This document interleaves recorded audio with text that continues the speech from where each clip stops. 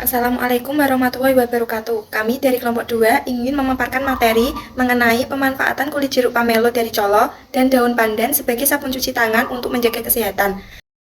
Anggota kelompok kami yang pertama ada Yunita Fadila Afiatur Rohmah, yang kedua saya sendiri Dita Eka Anggreni, yang ketiga ada Marsha Putri Nanta, yang keempat Iqbal Raya Nugraha. Aspek pasar dan pemasaran.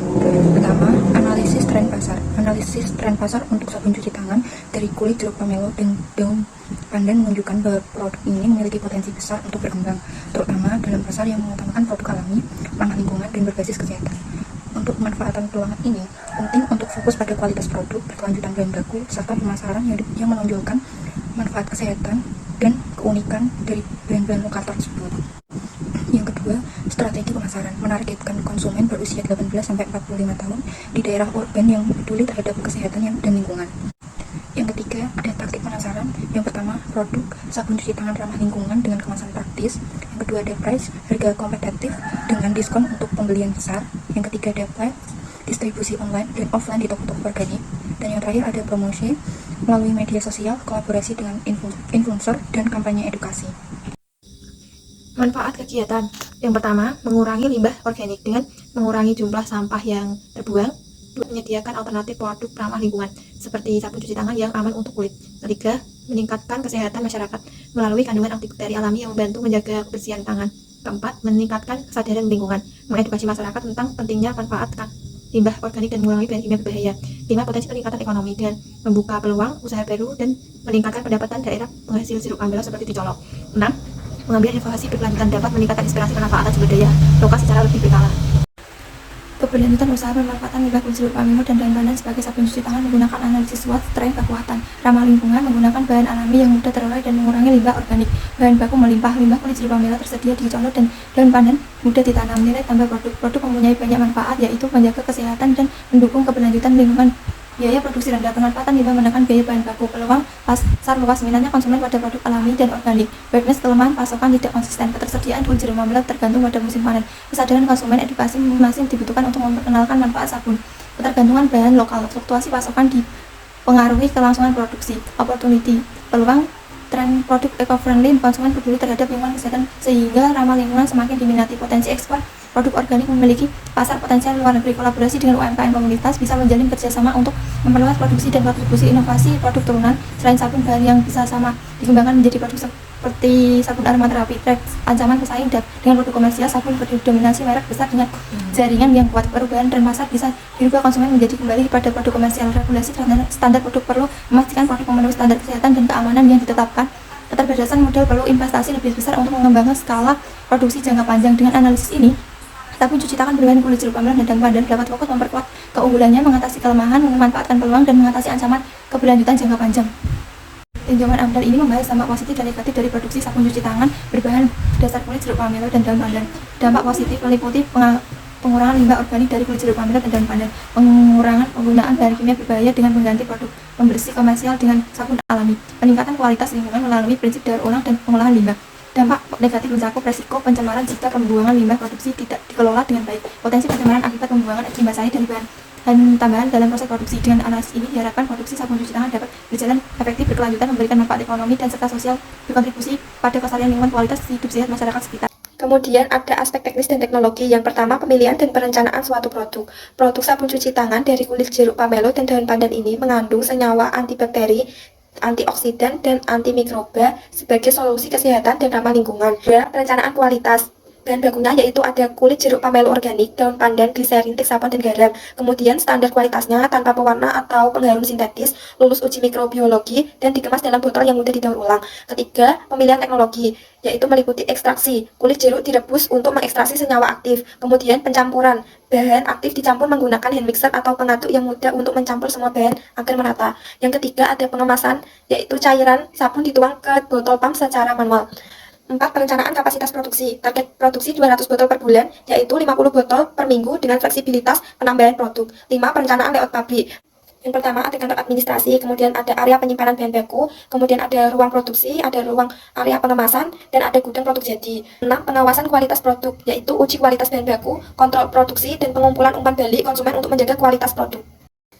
Selanjutnya, aspek keuangan. Yang pertama ada anggaran biaya. Jenis pengeluarannya, 1. Perlengkapan yang diperlukan yaitu sebesar Rp2.195.000. 2. Bahan habis pakai sebesar Rp1.885.000. 3. Biaya transportasi lokal sebesar Rp200.000. 4. Biaya lain-lain, yaitu yang pertama ada biaya listrik dan air sebesar Rp500.000. 2. Biaya riset yaitu sebesar Rp500.000. 3. Biaya promosi sebesar Rp600.000. Jumlah anggaran biaya yaitu Rp5.880.000. 2. Analisis perhitungan ekonomi per produksi. Diketahui biaya tetapnya sebesar Rp3.295.000, kemudian biaya variabelnya sebesar Rp2.585.000, kemudian total biaya keseluruhannya yaitu sebesar Rp5.880.000.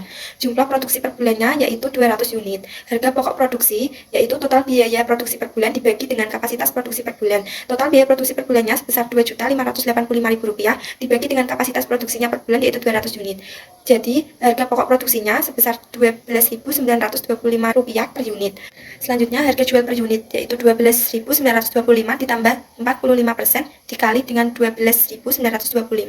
Hasilnya Rp18.741, kemudian dibulatkan jadi harga jual per unitnya Rp19.000. Kemudian mencari laba per unit, yaitu harga jual dikurangi harga pokok produksi. Harga jualnya tadi Rp19.000 dikurangi dengan harga pokoknya Rp12.925. Jadi laba per unitnya yaitu Rp6.075. Kemudian break even point atau BEP yaitu biaya produksi dibagi harga jual. Biaya produksinya yaitu tadi Rp2.585.000 dibagi dengan harga jualnya Rp19.000. Jadi BEP-nya 136 unit. Kemudian mencari ROI yaitu margin dikali BEP per unit. Rp6.075 dikalikan dengan 136 unit. Hasilnya Rp826.200. Kemudian modal awal dibagi dengan margin dikali BEP tadi. Modal awalnya Rp5.880.000 dibagi dengan Rp826.200. Jadi ROI-nya 7,1. Jadwal kegiatan bulan pertama persiapan alat dan bahan, bulan kedua dan ketiga tahap produksi, tahap promosi, dan pemasaran produk, serta evaluasi usaha. Struktur dan deskripsi jabatan. Yang pertama, direktur, yaitu jabatan IKBA bertanggung jawab mengelola keseluruhan usaha, membuat keputusan strategis secara bertanggung jawab atas pengembangan produksi. Yang kedua, manajer produksi, yaitu jabatan Mimita bertanggung jawab mengawasi proses berjalannya produksi, memastikan kualitas produk, dan mengelola tim yang terlibat dalam produksi. Yang ketiga, manajemen pemasaran, yaitu jabatan Marsha bertanggung jawab merencanakan dan melaksanakan strategi pemasaran, menjalin hubungan dengan pelanggan, serta mengembangkan saluran distribusi. Yang keempat, manajer keuangan, yaitu jabatan kita bertanggung jawab untuk mengontrol biaya operasional serta memastikan kelancaran pembayaran dana, pencatat pemasukan dan pengeluaran, serta menyusun laporan keuangan. Aspek yuridis. Alasan memilih kata resiliensial mencakup keberlanjutan dan lingkungan, kesehatan dan kebersihan, kualitas dan keaslian, serta pesan positif. Nama ini menunjukkan bahwa bahan-bahan mungkin berasal dari sumber ramah lingkungan, mendukung praktik lingkungan yang baik, sabun tangan penting untuk kebersihan dan kesehatan, terutama dalam konteks pandemi. Nama ini memberikan kesan kualitas tinggi dan unik karena dibuat dengan perhatian khusus. Selain itu, memilih produk ini menunjukkan dukungan terhadap barang yang efisien dan bertanggung jawab terhadap lingkungan. Bentuk usaha kemitraan, kolaborasi antara anggota tim untuk memanfaatkan keahlian masing-masing dalam produksi, pemasaran, dan distribusi. Dokumen legalitas meliputi akta pendirian usaha, NPWP, izin usaha, SKDU, izin lingkungan, dan izin produk sesuai dengan regulasi produk, kesehatan, dan keamanan kerja. Video pembuatannya.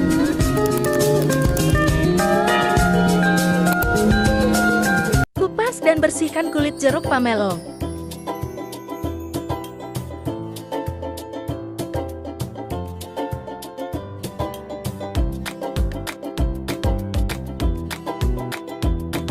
Rebus kulit jeruk dan daun pandan selama 15-20 menit. Kalau sudah keluar aroma dan berubah warna, lalu saring air rebusannya. Tuangkan air rebusan yang sudah disaring ke dalam wadah.